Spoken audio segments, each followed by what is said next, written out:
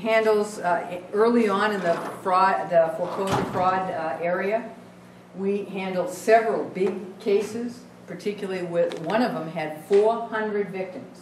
And what we found was that because foreclosure notices are filed as a public record, the crooks would go to that public record and get there before anybody else and scam people. And so we got involved, we prosecuted and got some good time on those people.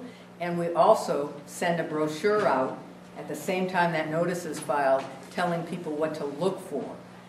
We've actually busted one of, just like in TV, it was very cool. You know, they were doing a seminar where somebody was really scamming people, and he was telling them how he was going to take care of their foreclosure and, you know, that kind of stuff, and making all kinds of promises, and they took him out and got everything, and he was prosecuted.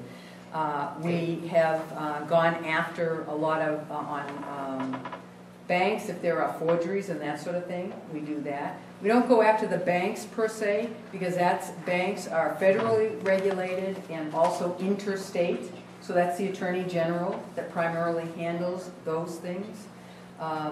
Economic crimes are one of the most difficult areas, because what you have to do is, and you can ask Dan over there because he's done a lot of economic crime, it's very paper intensive. Nobody's yet gone paperless, but so you have to go to a bank, you have to subpoena records.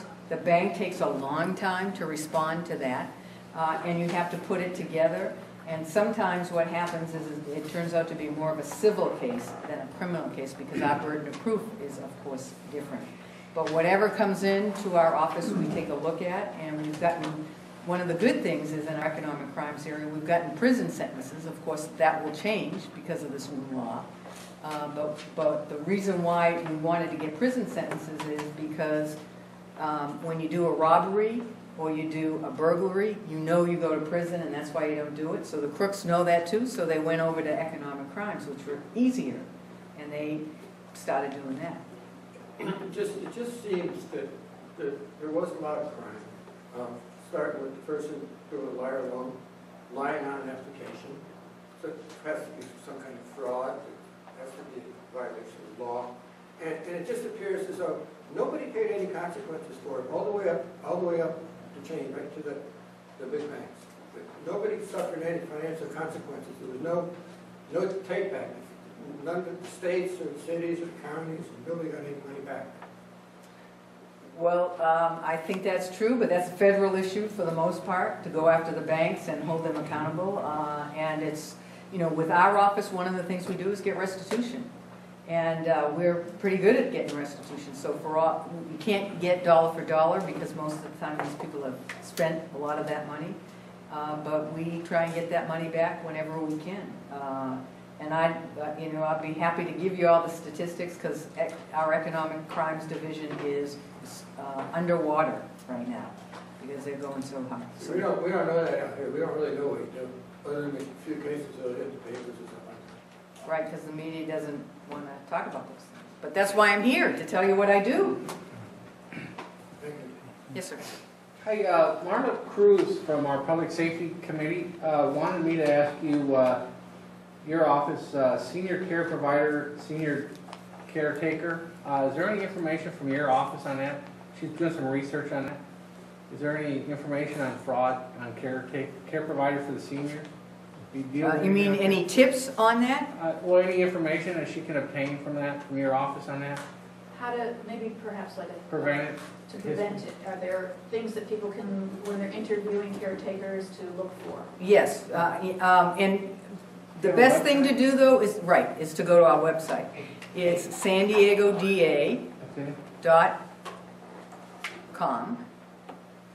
Switch from org to com, so I had to think of that. And we have a lot of information. We're prosecuting, some caregivers, and have had, a lot of experience with that. And we've gotten some good results in terms of law to check people out. But in this day and age, with with all the internet tools available to people, you can check a lot of things online. And there's a lot of questions that we have that you can ask about people. and ways you can check out for their own, you know, like if they have a felony record and those kinds of things. Okay, thank you. A couple of things. First of all, our public safety committee works on some senior issues, and one of them that we've been focusing on are senior scams, thanks to Patrick Horgan over in the far corner over there. We've developed a presentation, and we bring it to not only in our community, but we've asked for it to be presented in Mira Mesa to help educate the seniors on the various scams that are out there, whether it be the phone calls or, you know, the people knocking on the doors, and because we know our seniors are more vulnerable because they're not as cynical as the rest of us when it comes to those things. And we know that your office is busy helping the seniors in to prosecute things. Are you seeing a lot of senior scams out there that you're able to prosecute, or it's more difficult to do so? Because we're finding that, you know, they'll be calling from, you know, Right. Oshkosh, Wisconsin, or Canada, or, you know, wherever, and, you know, it's difficult to prosecute them. It is very, and we did some press on the granny scam for a while and we brought a wonderful lady who was 82 years old, still working, bright, articulate, and she received a phone call from somebody it had a lot of personal information, and you know, they said they were her grandson and, you know, arrested and in custody and needed money and don't tell the family, and she sent him $10,000, I think, dollars. And but it was, you know, she cabled it or Western Union, and, you know, we couldn't trace it down, and that gets into federal stuff too. So she wanted to warn people about that, and that's usually the best way to do it.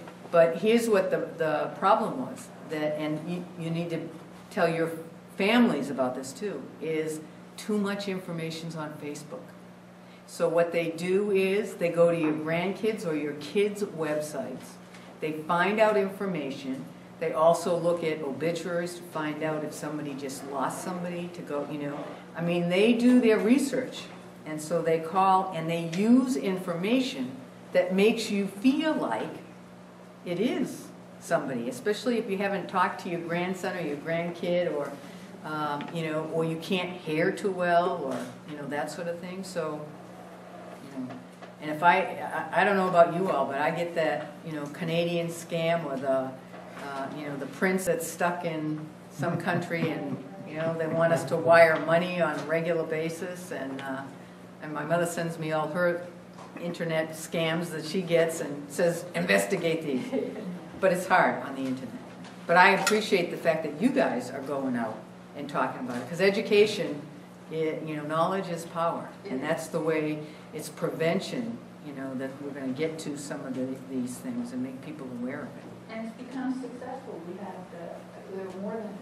We 70 people at one of our. stopped counting at 70 people. We stopped fabulous. counting at 70 at one of the presentations because there were so many people there. So, and like I said, other communities have heard about it and reached out for us to do the presentation. So it's really good.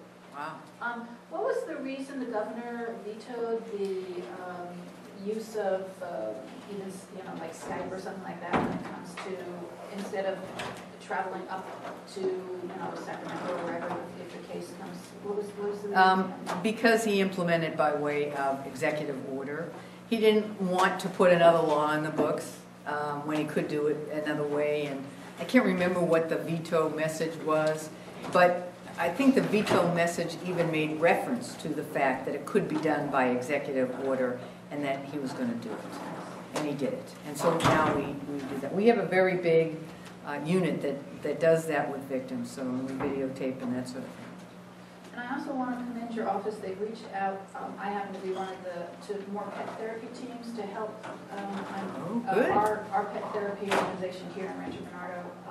We have 4 people now who are going to be going into the, you know, to help the children and others who, before they go to testify, the witnesses, to help alleviate any tension or reservations they might have about, you know, being a witness. So It's a wonderful program. We've trained our dogs so that they'll go into the witness stand or just be in the, you know, in the waiting room or, you know, outside to help calm them. So it's nice that your office has expanded that so that, you know, more people could that you're more comfortable